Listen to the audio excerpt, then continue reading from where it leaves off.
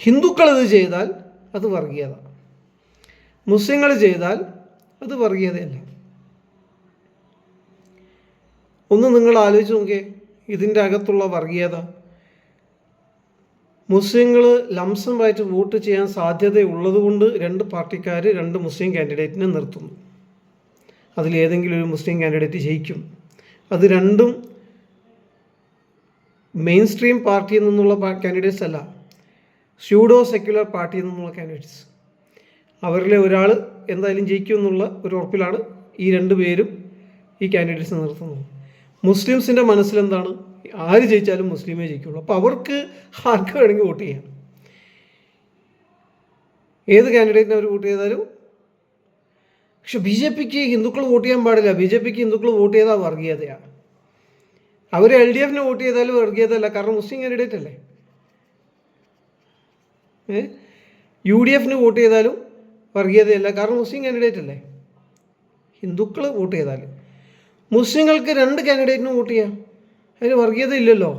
അവർ LDFനും UDFനും അല്ലേ വോട്ട് ചെയ്യുന്നത്, അവർ BJPക്ക് അല്ലല്ലോ വോട്ട് ചെയ്യുന്നത്.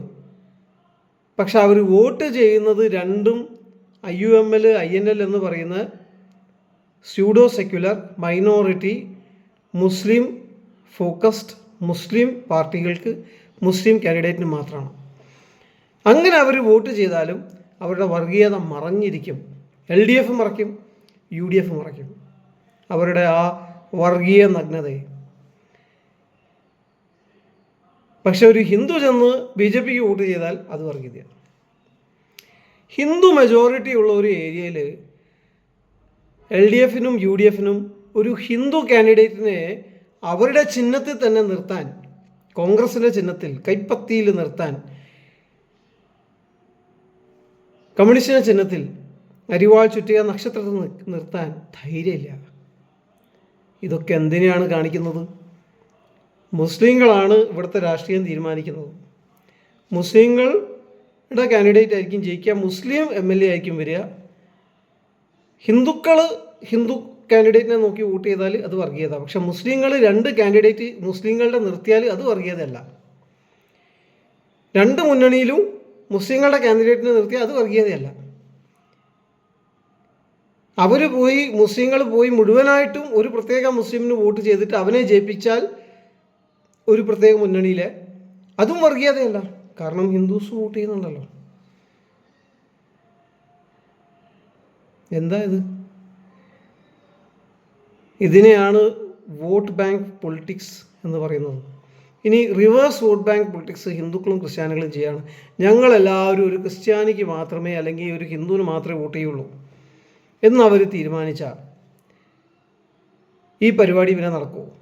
ഈ 60% വരുന്ന ഈ ആളുകൾ എല്ലാവരും കൂടെ പോയിട്ട് ഒരു ഹിന്ദു കാൻഡിഡേറ്റ് വോട്ട് ചെയ്താൽ പിന്നെ ജന്മത്തിൽ UDF ആയാലും LDF ആയാലും ഈ സ്യൂഡോ സെക്യുലർ മൈനോറിറ്റി പാർട്ടീസിൽ നിന്നുള്ള മുസ്ലിം പാർട്ടീസിൽ നിന്നുള്ള മുസ്ലിം രണ്ട് കാൻഡിഡേറ്റിനെ നിർത്തൂല. അപ്പോൾ ആരുടെ കയ്യിലാണ് ഇതിൻ്റെ പവറുള്ളത്? നിങ്ങളുടെയും എൻ്റെയും കയ്യിലാണ് ഇതിൻ്റെ പവറുള്ളത്. അവർ നമ്മളോട് പറയും നിങ്ങൾ BJPക്ക് വോട്ട് ചെയ്ത വർഗീയതയാവും. അവർ കാണിക്കുന്ന അവരുടെ വർഗീയത നമ്മൾ കാണാൻ ഒട്ടും പാടില്ല. അതുകൊണ്ട് അവരുടെ ഈ വോട്ട് ബാങ്ക് രാഷ്ട്രീയത്തെ പരാജയപ്പെടുത്തണം എന്നുണ്ടെങ്കിൽ ഈ പ്രാവശ്യം എല്ലാവരും, എല്ലാ ഹിന്ദുക്കളും എല്ലാ ക്രിസ്ത്യാനികളും പ്രത്യേകിച്ച്, ഇനി ഏതെങ്കിലും ഭാരതീയ മുസ്ലിംസ് ഉണ്ടെങ്കിൽ അവരും, ഭാരതീയതയെ സ്നേഹിക്കുന്ന ഡെവലപ്മെൻറ്റിനെ സ്നേഹിക്കുന്ന ആരെങ്കിലും ഉണ്ടെങ്കിൽ അവരെല്ലാവരും റനീഷിന് തന്നെ പോയി വോട്ട് ചെയ്യണം. അങ്ങനെ വോട്ട് ചെയ്താൽ ഈ വോട്ട് ബാങ്ക് രാഷ്ട്രീയ കളിയുണ്ടല്ലോ, ഈ രണ്ട് LDFൻ്റെയും UDFൻ്റെയും, ഇതിലൂടെ ഒരു മൈനോറിറ്റിയിലെ താണ ലെവലുള്ള പാർട്ടീസാണ് ഈ IUML INL. ഇതൊക്കെ വലിയ ലെവലിലേക്ക് കയറി വരാനുള്ള സാധ്യത കിട്ടുന്നത് തന്നെ എങ്ങനെയാണ്? അത് മാത്രമല്ല മുസ്ലിം കാൻഡിഡേറ്റ് ഒന്ന് ആലോചിച്ച് നോക്കിയേ. ഈ കോഴിക്കോട് എന്ന് പറയുന്ന നാട്ടിൽ 56% 60% ഹിന്ദുക്കളാണ്. അവരെ ഭരിക്കുന്നത് ഒരു മുസ്ലിം ആയിരിക്കും. മുസ്ലിംസ് മൈനോറിറ്റിയാണ്. അപ്പോൾ മൈനോറിറ്റീസിനെ റൈറ്റും മുസ്ലിംസിന് കിട്ടും. ഓക്കെ, പിന്നെ ഭരണവും അവർക്ക് കിട്ടും. അതുമാത്രമല്ല ഭരിക്കുന്ന കക്ഷികളുടെ രണ്ട് കാൻഡിഡേറ്റും അവർക്ക് കിട്ടും. ഇത് എവിടുത്തെ നീതിയാണോ? ഇതെന്ത് ന്യായമാണത്? ഇനി അത് മാത്രമല്ല, ഈ മുസ്ലിം MLA ആയിട്ട് തിരഞ്ഞെടുക്കപ്പെട്ട് വരുന്നവൻ മുസ്ലിം പാവപ്പെട്ട കുട്ടികൾക്ക് പ്രത്യേക പരിഗണന കൊടുക്കും.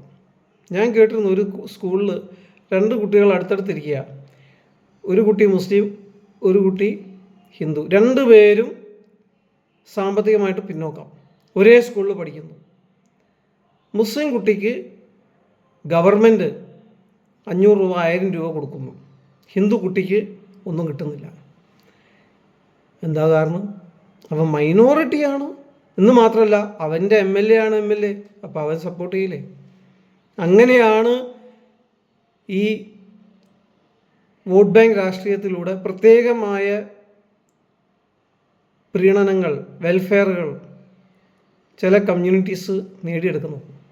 അതിനൊക്കെ ഉത്തരവാദികൾ വാസ്തവത്തിൽ അവരല്ല, ഹിന്ദുക്കളായ നമ്മളാണ്, ക്രിസ്ത്യാനികളായ നമ്മളാണ്.